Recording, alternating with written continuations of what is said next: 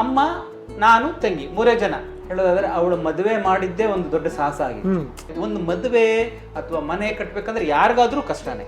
ಅದನ್ನ ಮಾಡೋಕೆ ಹೋದಾಗ ಅಮ್ಮ ಅವರ ಸಹ ಕಲಾವಿದರು ಯಾರೇ ಆಗಲಿ, ಇನ್ಕ್ಲೂಡಿಂಗ್ ದೊಡ್ಡ ದೊಡ್ಡ ಹಿರಿಯ ಕಲಾವಿದರೆ ಹೆಸರು ಹೇಳೋದು ಬೇಡ, ಎಲ್ಲರೂ ತಮ್ಮ ಕೈಲಾದಷ್ಟು ಸಹಾಯ ಮಾಡಿದ್ರು. ನಮ್ಮ ಮನೇಲಿ 4 ಜನ 4 ಥರ. ಹಸ್ಬೆಂಡ್ ಇಸ್ ಇಂಟು ಸಾಫ್ಟ್ವೇರ್, ದೊಡ್ಡ ಮಗ ಡಾಕ್ಟ್ರು, ಎರಡನೇವನು ಇಂಜಿನಿಯರು, ನಾನು ಬ್ಯಾಂಕರ್. ಇಲ್ಲ ಅವಾಗೇನು ಗೊತ್ತಾ, ನಾನು ಮಾತಾಡ್ಬೋದಾ? ಮಾತಾಡಿ. ಇವನಿಗೆ ಲಿಪ್ಸ್ಟಿಕ್ ಹಾಕೊಂಡು ಒಂದು ಮನೆ ಸ್ಟೈಲ್ ನೀವು ಹಾಕೊಂಡಿರೋನು. ಇವಳು ಏನೋ ಒಂಥರ ಸ್ಟೈಲ್ ಜಾಸ್ತಿ ಹೇಳುತ್ತೆ ಮೊದಲು.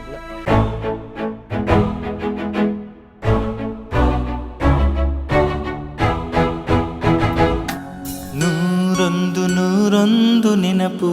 ಸ್ನೇಹಿತರೆ, ಇವಾಗಿದ್ದಾರೆ ನಮ್ಮ ಸತ್ಯಭಾಮ ಅಮ್ಮ ಅವರ ಮಗ ಅಕ್ಷಯ್ ಸರ್, ಮಗಳು ವಜ್ರೇಶ್ವರಿ ಮೇಡಮ್ ಅವರು. ಇಬ್ಬರೂ ನಾವು ಫಸ್ಟ್ ಮಾತಾಡಿಸಿದ್ದೆ, ಬಟ್ ಇವಾಗಿನ ಸ್ವಲ್ಪ ವಿಸ್ತಾರವಾಗಿ ಅವಾಗ ನಿಂತ್ಕೊಂಡು ಹಾಗೆ ಹೀಗೇ ಇಂಟ್ರೊಡಕ್ಷನ್ ಎಪಿಸೋಡಲ್ಲಿ ಮಾತಾಡಿಸಿದ್ದೆ. ಇವಾಗ ಸ್ವಲ್ಪ ಇನ್ನಷ್ಟು ಮಾತಾಡ್ಸೋದಕ್ಕೆ ಇದು ಮಾಡ್ತೀನಿ. ನಂತರ ಅವರ ಸ್ಪೌಸ್ಗಳು ಅಂದರೆ ಅಕ್ಷಯ್ ಸರ್ ಅವರ ವೈಫು ಆ್ಯಂಡ್ ನಮ್ಮ ಮೇಡಮ್ ಅವರ ಹಸ್ಬೆಂಡು ಸರ್ನ ಎಲ್ಲರೂ ಮಾಡ್ತೀನಿ. ಈಗ ಸದ್ಯಕ್ಕೆ ಇವರಿಬ್ಬರನ್ನ ಮಕ್ಕಳನ್ನ ವೆಲ್ಕಮ್ ಮಾಡ್ತೀನಿ. ನಮಸ್ಕಾರಮ್ಮ. ನಮಸ್ಕಾರ Akshay sir, thank you so much. Thank you. ಯಾಕೆಂತಂದರೆ ಫಾರ್ ದಿಸ್ ಇನಿಷಿಯೇಟಿವ್. ಇವತ್ತು ಅಮ್ಮನ್ನ ಮಾತಾಡಿಸೋ ಆಸೆ ನನಗೀಡೇರ್ತು. I am mesmerise. ನಿಮ್ಮ ತಾಯಿ ಮೆಮೊರಿ ನೋಡಿ, ಏನು ಅವರು ನಾಟಕದ ಡೈಲಾಗ್ ಇರ್ಬೋದು, ಅವ್ರು ಹೇಳೋ ರೀತಿ, hats off to her memory. Yes, ಇಬ್ರಿಗೂ ಸೇಮ್ ಪ್ರಶ್ನೆ. ನಿಮ್ಮ ದೃಷ್ಟಿಕೋನದಲ್ಲಿ ಮೊದಲನೇದಾಗಿ ನಿಮಗೆ ಅಮ್ಮ ಅಂದರೆ ಮೊದಲು ನಿಮಗೆ ಏನು ಜ್ಞಾಪಕ ಬರುತ್ತೆ? ಅಮ್ಮ ಅಂದರೆ ಅವರ ಪ್ರೀತಿ, ಆಮೇಲೆ ಅವ್ರ ಜವಾಬ್ದಾರಿ, ಅವೆರಡನ್ನೂ ಯಶಸ್ವಿಯಾಗಿ ನಿರ್ವಹಿಸ್ಕೊಂಡು ಬಂದಿದ್ದಾರೆ. ಅದಕ್ಕೋಸ್ಕರ ನಾವು ಅಮ್ಮನ ಬಗ್ಗೆ ಅಷ್ಟು ಗೌರವ. ಇದು ನಿಮ್ಗಮ್ಮ? ನನಗೆ ಅಮ್ಮ ಅಂದರೆ sacrifice and discipline. Irrespective of whatever she has gone through in her life, she sticked on to her discipline. This is what life is. You have to go through. This is the beauty of life and positiveness. ಹಾಂ, ನೀವು camera roll ಆಗೋಕ್ಕೆ ಮುಂಚೆನೂ ನನಗೆ ಮಾತು ಹೇಳಿದ್ರಿ. ನನಗೆ that is her speciality. Let what make come. ಕನ್ನಡದಲ್ಲಿ ಹೇಳ್ಬೋದಾ? ದಯವಿಟ್ಟು ಹೇಳಿಮ್ಮ, ಕನ್ನಡನೇ ಹೇಳಬೇಕು.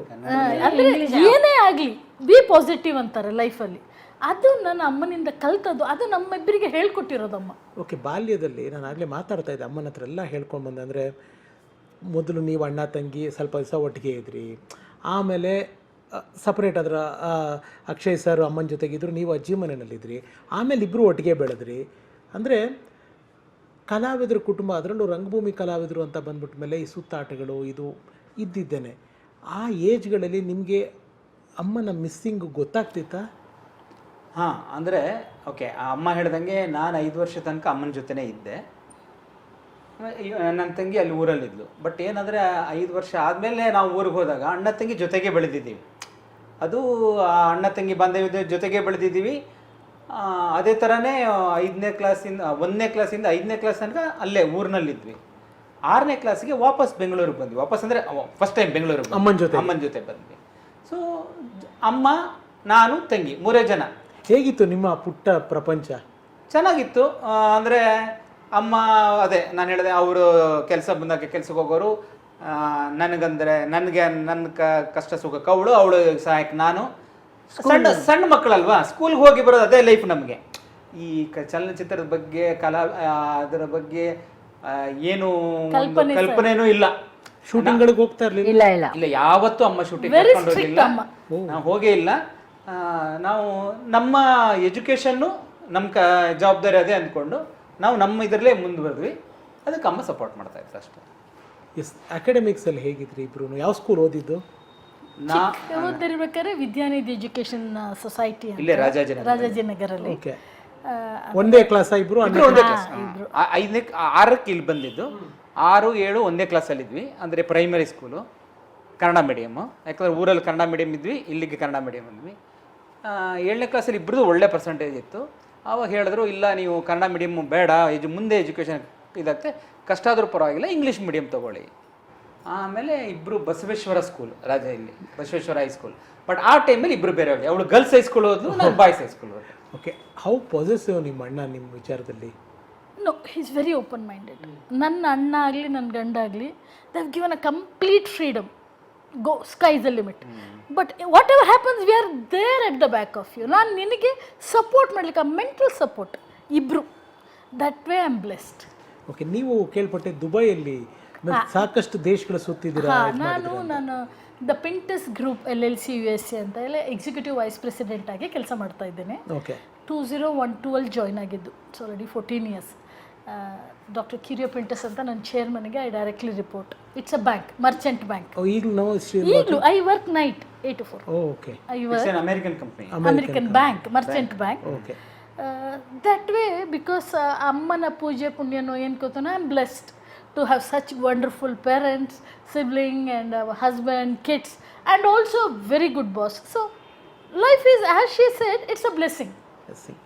ಅಂಡ್ ಅಕ್ಷಯ್ ಸರ್, ನೀವು ಸ್ವಲ್ಪ ಇಂಟ್ರೋವರ್ಟು, ಮ್ಯಾಮ್ ಸ್ವಲ್ಪ ಎಕ್ಸ್ಟ್ರಾವರ್ಟ್.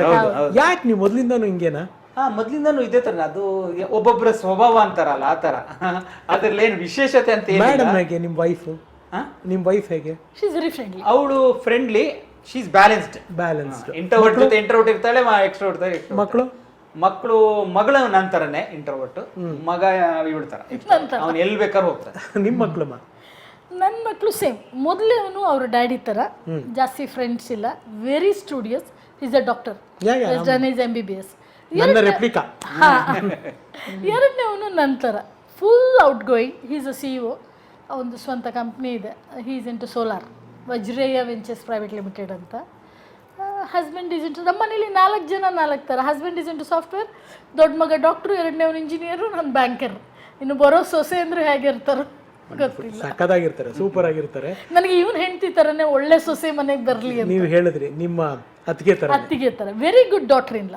ಅದೇ ಹೇಳ್ತಾ ಇದ್ರು, ಅಮ್ಮ ಹೇಳ್ತಾ ಇದ್ರು, ನನಗೆ ಮಗಳ ಥರನೇ ಅವರು ಅಂತ ಹೇಳ್ತಿದ್ರು. ಅಂದರೆ she is well balance. Maybe because of her profession. She is a teacher, high school teacher. So she understands the psychology, not only of the students, even ನಮ್ಮ ಮಗಳ ಸೈಕಾಲಜಿನೂ. I mean very good daughter ಇಲ್ಲ. And I only hope and pray ನನಗೂ ಅದೇ ಥರ ಒಂದು ಒಳ್ಳೆ daughter ಇಲ್ಲ ಸಿಗ್ತಾರೆ, ಖಂಡಿತ ಅದೇ ಥರದವ್ರು ಸಿಗ್ತಾರೆ. ಆ್ಯಂಡ್ ಅಕ್ಷಯ್ ಸರ್, ಇವಾಗ ಸಿಸ್ಟ್ರಿಗೆ, ತಂಗಿಯವ್ರಿಗೆ ಮದುವೆ ಆಗತ್ತೆ, ಅಮ್ಮ ಹೇಳಿದ್ರು ಮದುವೆ ಆದರು. ನೀವು ಇಷ್ಟು ಅಪ್ಪನೂ ಬೇಗ ಹೋಗ್ಬಿಟ್ರು, ನೀವು ಅಮ್ಮ ತಂಗಿ ನಿಮ್ಮದೇ ಒಂದು ಪುಟ್ಟ ಪ್ರೇಮ ಲೋಕದಲ್ಲಿ ನೀವಿದ್ರಿ ನೀವು. ಸೊ ಒಂದು ನಿಮ್ಮ ಗೂಡಿಂದ ಮತ್ತೊಂದು ಗೂಡಿಗೆ ನಿಮ್ಮ ಸಿಸ್ಟ್ರು ಹೋದರು. ಆಗ ನಿಮಗೆ ಅಮ್ಮನಿಗೆ ಯಾವ ರೀತಿ ಇತ್ತಂದರೆ, ಒಂದು ಕಡೆ ತೃಪ್ತಿ, ಸಂತೋಷ, ಒಳ್ಳೆ ಕಡೆಗೆ ಸೇರಿದ್ರು ನಮ್ಮನೆ ಹೆಣ್ಮಗಳು ಅಂತ. ಆದರೆ ಅವ್ರ ಮಿಸ್ಸಿಂಗ್ ಎಷ್ಟಿತ್ತು ನಿಮಗೆ? ಮಿಸ್ಸಿಂಗು ತುಂಬ ಇತ್ತು. ಬಟ್ ಮಿಸ್ಸಿಂಗಿಂತ ಮುಂಚೆ ಹೇಳೋದಾದ್ರೆ ಅವಳು ಮದುವೆ ಮಾಡಿದ್ದೇ ಒಂದು ದೊಡ್ಡ ಸಾಹಸ ಆಗಿತ್ತು. ನೀವು ಹೇಳ್ದಂಗೆ ಸಣ್ಣ ಕುಟುಂಬ, ಅಮ್ಮಂದು ಲಿಮಿಟೆಡ್ ಇನ್ಕಮ್ಮು, ಅವಳು ಜಾಬಲ್ಲಿ ಇದ್ಲು, ಏನೋ ಅವಳದ್ದು ಇದರಲ್ಲಿ.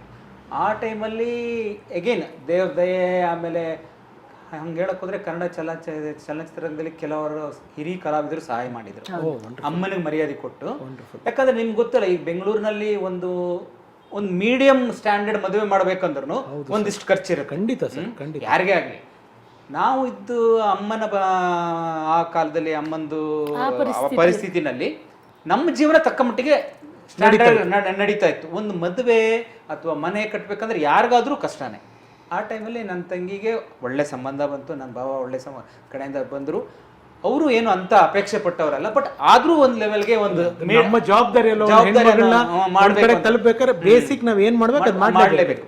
ಅದನ್ನ ಮಾಡಕ್ ಹೋದಾಗ ಅಮ್ಮ ಅವರ ಸಹ ಕಲಾವಿದರು ಯಾರೇ ಆಗಲಿ, ಇನ್ಕ್ಲೂಡಿಂಗ್ ದೊಡ್ಡ ದೊಡ್ಡ ಹಿರಿಯ ಕಲಾವಿದರೆ, ಹೆಸರು ಹೇಳೋದು ಬೇಡ, ಎಲ್ಲರೂ ತಮ್ಮ ಕೈಲಾದಷ್ಟು ಸಹಾಯ ಮಾಡಿದ್ರು. ಅದರಿಂದನೂ ಆಮೇಲೆ ನಾವು ನಮ್ಮ ಕೈಲಿ ಏನೇನಾಗುತ್ತೋ ಮಾಡಿ ಒಂದು ಒಳ್ಳೆ ರೀತಿಯಲ್ಲಿ ನನ್ನ ತಂಗಿ ಮದುವೆ ಮಾಡಿದ್ವಿ. ಅದರಲ್ಲಿ ಇನ್ನೂ ಜ್ಞಾಪಕ ಅಂದರೆ ಆ ಮದುವೆಗೆ ಡಾಕ್ಟರ್ ರಾಜ್ಕುಮಾರ್ ಅವರು ಬಂದಿದ್ರು. ನನ್ನ ತಂಗಿ ಮದುವೆಗೆ ರಾಜ್ಕುಮಾರ್ ಸಾರು ಅವರ ಎಲ್ಲರೂ ಫುಲ್ ಫ್ಯಾಮಿಲಿ ಬಂದಿದ್ರು. ಹೌದು, ಅನಂತ್ನಾಗ್ ಅವರು ಬಂದಿದ್ರು. ಅದು ಆಗಿದ್ದು ಇಲ್ಲಿ ಗುರುರಾಜ ಕಲ್ಯಾಣ ಮಂಟಪ, ಫಿಲ್ಮ್ ಚೇಂಬರ್ ನೋಡಿ ಹೆಂಗಿದೆ ನಂಟು ಫಿಲ್ಮ್. ಅದೊಂದು ಮರೆಯಲಾಗದ ಇದು ಘಟನೆ ನಮ್ಮ ಇದರಲ್ಲಿ, ಅಣ್ಣ ತಂಗಿ ಬಾಳ್ನಲ್ಲಿ ಅಂತ ಇರೋದು. ಒಳ್ಳೊಳ್ಳೆ ಕಲಾವಿದರು ಬಂದರು. ಅದರಿಂದ ತುಂಬ ಜನ ರಾಜ್ಕುಮಾರ್ ಬಂದಿದ್ರು, ಇವರು ಅನಂತ್ನಾಗ್ ಬಂದಿದ್ರು. ಎಲ್ಲ ಅವಳ ಮದುವೆ ನಮ್ಮ ಪರಿಸ್ಥಿತಿಗೆ ಕಂಪೇರ್ ಮಾಡಿದ್ರೆ ತುಂಬಾ ಗ್ರ್ಯಾಂಡ್ ಆಗಾಯ್ತು, ಚೆನ್ನಾಗಿ. ಅದೇ ದೇವರ ಅನ್ಎಕ್ಸ್ಪೆಕ್ಟೆಡ್. ಅಂಡ್ ಅಮ್ಮ ಆಗ್ಲೇ ಹೇಳ್ತಿದ್ರು, ನಾಟಕಗಳಲ್ಲಿ ನೀವು ಪಾರ್ಟ್ ಮಾಡ್ತಿದ್ರಿ ಚಿಕ್ಕ ವಯಸ್ಸಿನಲ್ಲಿ ಅಂತ. ಅದೇನಾದ್ರು ಮೆಮೊರೀಸ್ ಇದೆಯಾ? ಅಷ್ಟು ಮೆಮೊರೀಸ್ ಇಲ್ಲ. ಅಂದ್ರೆ ಅಮ್ಮ ನಮ್ದು ಯಾವುದೋ ಒಂದು ಹಳೆ ಫೋಟೋ ತೋರಿಸಿದಾಗ ಪಾರ್ಟ್ ಮಾಡ್ಬೇಕಾದ್ರೆ ನಮ್ದೊಂದು ಬ್ಲ್ಯಾಕ್ ಆ್ಯಂಡ್ ವೈಟ್ ಫೋಟೋ ಇತ್ತು, ಈಗಿಲ್ಲ, ಇಬ್ರು ಸಣ್ಣವರು. ಅದನ್ನ ತೋರಿಸಿ ಅಮ್ಮ ಹೇಳಿದಾಗ ಹೌದು ಇರ್ಬೋದೇನೋ ಅಂತ ಅಷ್ಟೇ. ಅದು ನನಗಿದೆ, ಅವರಿಗಿಲ್ಲ. ಅಮ್ಮನಷ್ಟು ಮೆಮೊರಿ ಪವರ್ ನಮಗಿಲ್ಲ.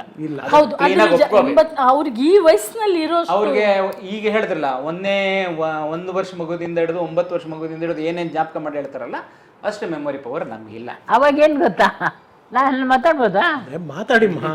ಅದು 5 ವರ್ಷದವ್ರು ಇವರು. ಅದಕ್ಕಿಂತ ಮೊದಲು ಆನೆ ಎಲ್ಲ ಮಲ್ಲಪ್ಪ ಸಿಟ್ಟಿನ ತುಳಿದು ಅಲ್ಲಿ ಸ್ಟೇಜ್ ಮೇಲೆಲ್ಲ ಇದೆಲ್ಲ ಸೊಪ್ಪು ಗಿಪ್ಪು ಎಲ್ಲ ಬಿದ್ದಿರೋದು. ಇವರಿಬ್ಬರದ್ದು ಡೈಲಾಗ್ ಮೊದಲು ಬಂದ ತಕ್ಷಣ ಇವನಿಗೆ ಲಿಪ್ಸ್ಟಿಕ್ ಹಾಕ್ಕೊಂಡು ಒಂದು ನಮ್ಮನೆ ಸ್ಟೈಲ್ ನೀವು ಮಾಡ್ಕೊಂಡಿರೋನು. ಇವಳು ಏನೋ ಒಂಥರ ಸ್ಟೈಲ್ ಜಾಸ್ತಿ ಹೇಳೋದು ಮೊದಲಿಂದಲು. ಬಂದು ಫಸ್ಟ್ ಡೈಲಾಗು ಇವನದು, ಅಲ್ಲ, ನೀವು ನಮ್ಮ ಮದರಾಗೆ ಕಾಣುತ್ತೀರಿ ಚೆನ್ನಮ್ಮ ತಾಯಿ, ನಾವು ನಿಮ್ಮನ್ನು ಮದರ್ ಅಂತ ಕರೆಯೋಣವೇ. ಅಷ್ಟೊತ್ತಿಗೆ ಅವಳು ಡೈಲಾಗ್, ನೀವು ನಮ್ಮ ಸಿಸ್ಟರ್ ಆಗಿ ಕಾಣುತ್ತೀರಿ ವೀರಮ್ಮ ತಾಯಿ, ನಾವು ನಿಮಗೆ ಸಿಸ್ಟರ್ ಅಂತ ಕರೆಯೋಣವೇ. ಆಯ್ತು, ಹಾಗೆ ಕರೀರಿ. ಆಮೇಲೆ ಇವನು ನಮ್ಮವರು ನಮ್ಮನ್ನು, ಅವಳು ನಮ್ಮವರು, ಇಂಗ್ಲೀಷ್ನವ್ರ ಮಕ್ಕಳು ಇವರು, ನಮ್ಮವರು ನಮ್ಮನ್ನು ಬಿಟ್ಟರು, ನೀವು ಮಾತ್ರ ನಮ್ಮನ್ನು ಬಿಡಬೇಡಿ ಅಂತವಳು. ಇವನು ನಮಗೆ ತಂದೆ ತಾಯಿ ಯಾರು ಇಲ್ಲ, ನೀವೇ ನಮ್ಮ ತಂದೆ ತಾಯಿ. ಅದೇ ನಮಗೆ ಜ್ಞಾಪಕ ಇಲ್ಲ, ಜ್ಞಾಪಕ ಇದೆ. ಅದು ಎಳೆ ಮಗು ಅಲ್ಲ, ಹೇಳ್ಕೊಂಡು ಮುಂದೆ ಹಾರ್ಮೋನಿಯಂ ಕೂತವ್ರೆಲ್ಲ ಬಿದ್ದು ನಗೋರು. ಆಮೇಲೆ ಹಿಂಗ ಲಿಪ್ಸ್ಟಿಕ್ ಕಂಡು ಇದಾಗ್ಬಿಟ್ಟು ಹಿಂಗೆಲ್ಲ ಮಾಡೋದು. ಅದಾದ ತಕ್ಷಣ ಅವ್ರ ಮಾತು ಮುಗೀತಲ್ಲ, ಕೆಲಸ ಇಲ್ಲ ಅಂತ ಹೇಳ್ಕೊಂಡು ಅಲ್ಲಿ ಸೊಪ್ಪು ಎತ್ತೋದು, ಅದು ಇದು ಮಾಡ್ತಂಗ. ನಾನು ಸ್ವಲ್ಪ ಕಂಡುಬಿಟ್ಟ ತಕ್ಷಣ ಮತ್ತೆ ಸುಮ್ಮನೆ ಇರೋ. ಓಕೆ, ಅಮ್ಮ ಹೆಂಗೆ ಸ್ಟ್ರಿಕ್ಟ್ ಮದರ? ಇಲ್ಲ, ಏನು ಸ್ಟ್ರಿಕ್ಟ್ ಏನೂ ಇರಲಿಲ್ಲ. ನಮಗೆ ಸಣ್ಣ ಮಕ್ಕಳಿಂದಿದ್ದಾನು ಫ್ರೀಡಮ್ ಬಿಟ್ಟಿದ್ರು. ಅಂದ್ರೆ ಅವರ ಮುಖ್ಯ ಉದ್ದೇಶ ನಿಮ್ಮನ್ನು ಬೆಂಗಳೂರು ಕರ್ಕೊಂಡ್ ಬಂದಿದ್ದು ವಿದ್ಯಾಭ್ಯಾಸ. ಆ ಫೋಕಸ್ ಇಂದ ಡೈವರ್ಟ್ ಆಗೋದು ಆಗಬೇಡಿ. ಉಳಿದಿದ್ದೆಲ್ಲ ನಮ್ಮ ಲಿಮಿಟೇಷನ್ ಅಲ್ಲಿ ಏನೇನಿದೆ ಅಷ್ಟಕ್ಕೆ ಫುಲ್ ಫ್ರೀ ಬಿಟ್ಟಿದೆ. ಯಾರಾದ್ರೂ ಶೂಟಿಂಗ್ನವ್ರು ಮಾತಾಡಕ್ ಬಂದ್ರೆ ಸೀದಾ ಆ ಕಡೆ ಹೋಗೋರು, ಹೊರಗಡೆ ಅವರು, ಅಮ್ಮ ನೀವು ಚಿಕನ್ ನೀನು ಮಾಡ್ತಾ ಇದ್ದೀರಿ, ನೀವು ಮಾಡಿ, ನಮಗೆ ಬೇಡ ಅಂತ. ಅದೇ ನನ್ನ ಪ್ರಶ್ನೆ ಅದಾಗಿತ್ತು. Hats off to you both, ನಿಮ್ಮಿಬ್ಬರಿಗೂ. ಯಾಕೆಂತಂದರೆ ಸಾಧಾರಣವಾಗಿ ಒಂದು ಪರಿಸರದಲ್ಲಿ ನಾವಿದ್ದಾಗ ಆ ಪರಿಸರಕ್ಕೆ ಅಟ್ರಾಕ್ಟ್ ಆಗೋದು, ಇಲ್ಲ ಒಕ್ಕೊಳ್ಳೋದು, ಇಲ್ಲ ವಾಲೋದು ಒಂದು ಸಹಜ. ಆದರೆ ನೀವಿಬ್ಬರು ಇಲ್ಲ.